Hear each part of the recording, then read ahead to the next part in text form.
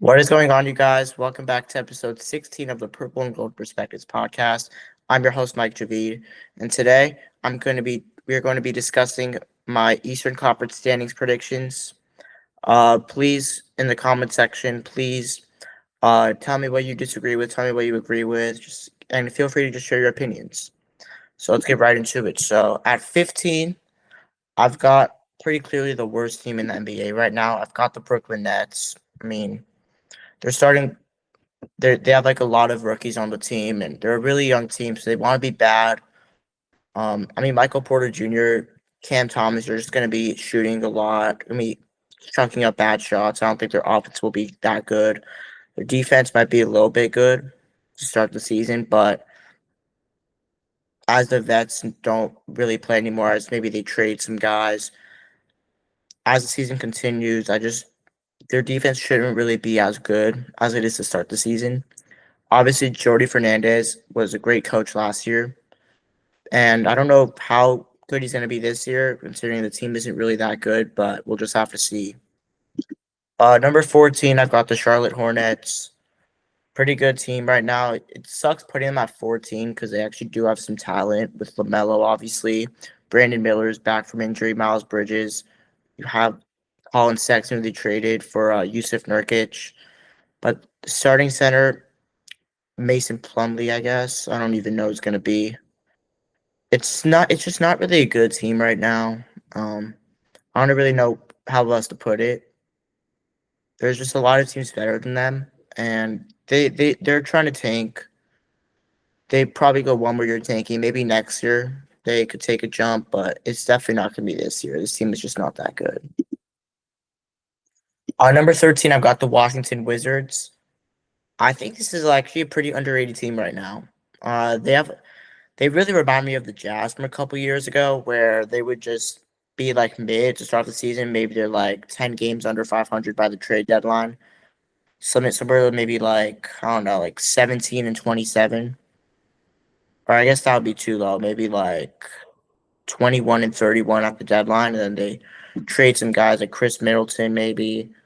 I don't know if he's going to get traded, but he's expiring. And they just have a lot of vets that they could probably trade. Like they have CJ McCollum, he's gonna win them some games. Alex Sarr, obviously, Bob Carrington. They have a lot of young guys with Bilal Coulibaly as well. I already said Bob Carrington, excuse me, but you have Corey Kispert. So a lot of guys who they don't really want to win, but I think the team is good enough, and they might be a little bit competitive to start off the season. But by the second half of the season, they'll be terrible. Number 12, I've got the Chicago Bulls. They've been a really mid organization recently. They just re-signed Josh Giddey, and they have Kobe White still. Vucevic is an expiring contract right now. I don't know if he's going to get traded. I don't think he will.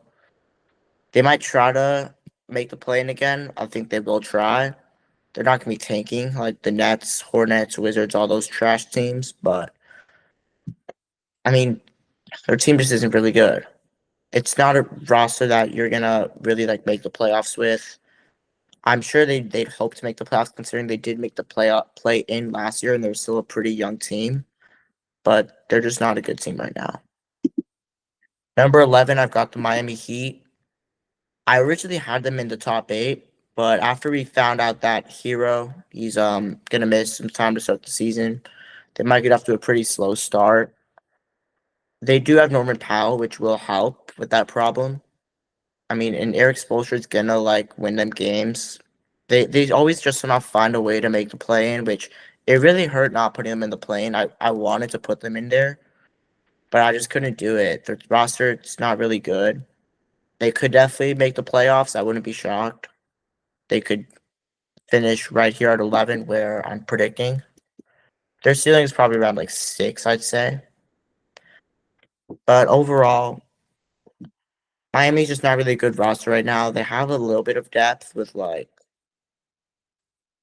I don't know, like Conspiracy Akachonis if he could step up. They have Jaime Hawkes, they have Nikola Jovic, but it's clear they believe in Jovic since they just gave him a big extension.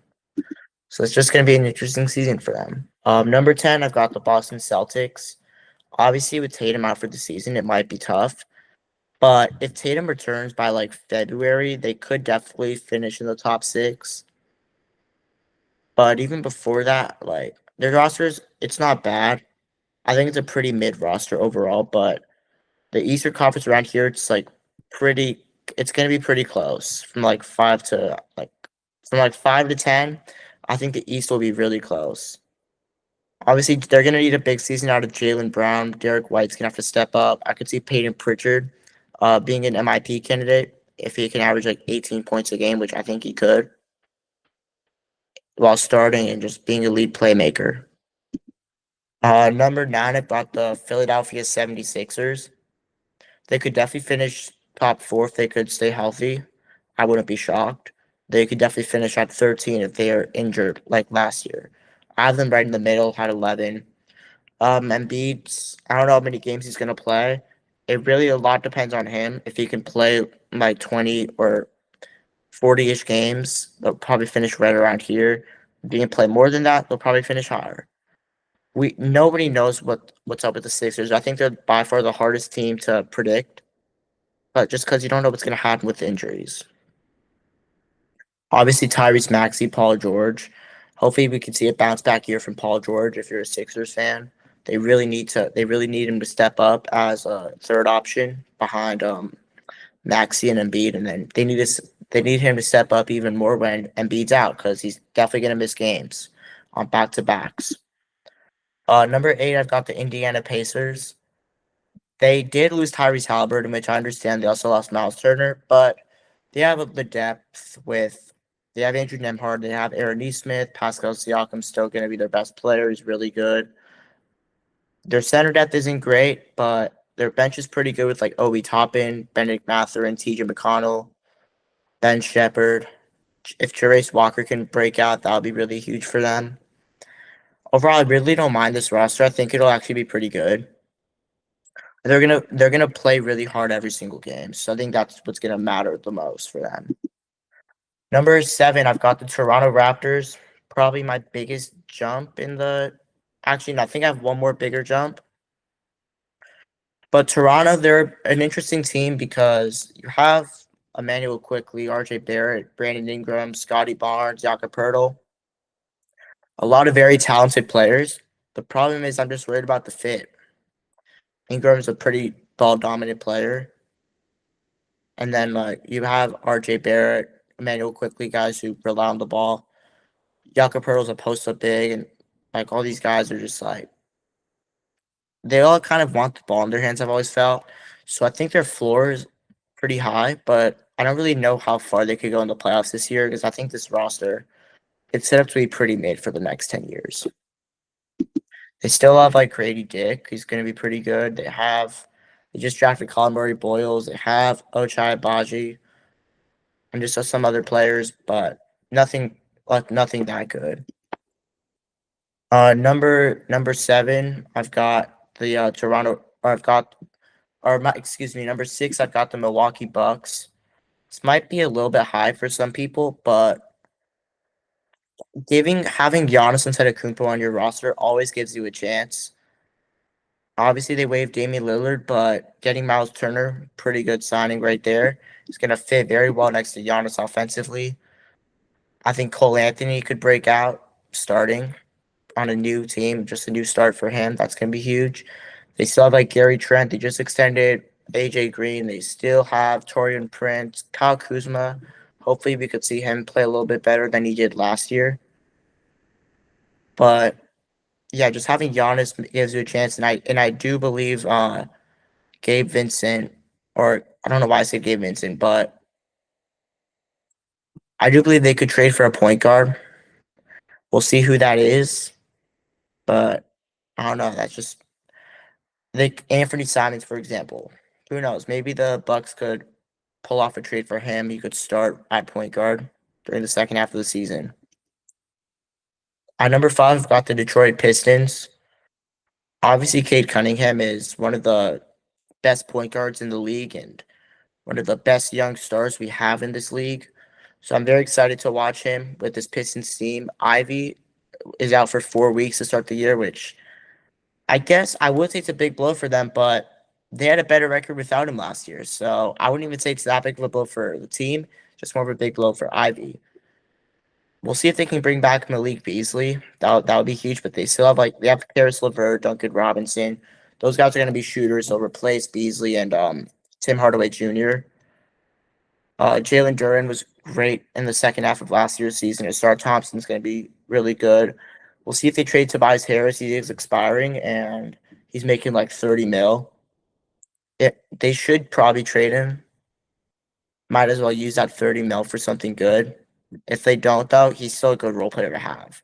Isaiah Stewart's a great player as well, good defender. Not the greatest shooter, just really just a defender. But he does all the dirty work. Like the Pistons, they have a lot of depth, and I think the regular season, that's what it favors. At number 4, I've got the Orlando Magic. They could definitely finish higher. I wouldn't be surprised if they're top 2. If Paulo or Franz can take that All NBA leap, they could definitely finish top 2. I do think one of them will. I'll probably say, if I had to guess, probably Paulo. He probably has more room to grow. Like as the team's main guy going forward, most Magic fans or most fans in general probably think Paulo's like the guy moving forward, their franchise leader, which he probably is. He's gonna put up the numbers, but they still have very good depth, even though they traded for Desmond Bain. They have him, obviously. They have Jalen Suggs, who's coming back from injury. Wendell Carter, Goga Bitadze, Mo Wagner. 3 good centers. Three rotational centers. They have a lot of other guys as well. They just drafted Jace Richardson. They have Jonathan Isaac, very good defensive player. And they're just going to be a really fun team to watch. Anthony Black, I'm excited for him. I think he might have a better season with getting more minutes now that Cole Anthony's off the team. So, yeah. Number 3, I've got the Atlanta Hawks. I really like their offseason, getting Nickeil Alexander-Walker and Kristaps Porzingis, but a starting 5 of Trae Young, Dyson Daniels, Zachary Risachet, Jalen Johnson, and Kristaps Porzingis. Very good unit, very good lineup. It fits well offensively. Defense should be pretty good. And their bench is pretty good. They have they have Luke Kennard, and they have Onyeka Okongwu, probably one of the best backup centers in the league if they don't go double big. So Trae Young, he's actually one of my dark horse MVP candidates. I think he'll be very good this season because he'll have to do a lot offensively, and I think he's ready for it. He doesn't really do much offensively, so he's not going to be tired guarding the best players like other MVP candidates. So I think Trae might average like 28 and 10. It's like he usually does. At number 2, I've got the New York Knicks. I think in the playoffs, they're the best team in the East. But for the regular season, I think Cleveland's a little bit better than them. New York is a great team still. Jalen Brunson, one of my favorite players in the league, a top 10 player, no doubt. Karl-Anthony Towns, stretch big, just going to do everything for that team offensively that they need him to do. Mikal Bridges, OG Anunoby, Josh Hart, 3 great role players to have. I don't even say they're role players. They're just really good starters. And then their bench. I mean, yes, Malcolm Brogdon just retired, but they have still Miles McBride, Mitchell Robinson. They could start Robinson and Cat together. They have Jordan Clarkson, who's a pretty good role player for the regular season. Playoffs, I don't know. Might be a little bit tough to play, but regular season, no doubt. He's a great role player. He could be a 6-man of the year candidate. Gershon Yabusele, he's going to be pretty good for them. Really good, underrated free agency signing. And yeah, I think they're going to go to the finals probably if I had to pick. But for the regular season, I think the number 1 team is the Cleveland Cavaliers. I think for the second consecutive year, they get the number 1 seed. Darius Garland is out, but the thing is, a couple years ago, I'm kind of like reminding myself of this. they were still really good with Darius Garland and Evan Mobley. They were almost better than they were without Darius Garland and Evan Mobley. Now, I wouldn't say that right now, considering Mobley, a very good 3-point shooter now. Garland, Mitchell, they've worked well last year. They worked really well last year. But I still think they're going to be really good. DeAndre Hunter's going to step in for Max Strus. Their bench might struggle, but they still have a lot of potential with, like, they have some young players. Like Jalen Tyson, I think, will be a rotational player this year. Lonzo Ball, hopefully, can stay healthy for them. If so, he's a really good backup point guard to have. Ty Jerome, sucks losing him, obviously. And that's definitely going to be a big loss, like, come playoff time. But in the regular season, or it could be a big loss at times, especially with Garland out. But I think they'll be fine. They'll figure it out. Overall, those are my standings predictions. Like, so the playoff matchups here, I'd probably say the Raptors might lose both games in the play-in. So the playoff matchups here are one of the Sixers or Celtics against the Cavs. It would be the 7-seeded Pacers against the 2-seeded Knicks, the 6-seeded Bucks against the 3-seeded Heat, and then the 5-seeded Pistons against the 4-seeded Orlando Magic. So everybody, let me know your thoughts. Please don't forget to like and subscribe, and I will see you guys next time. Peace out, and thanks for watching.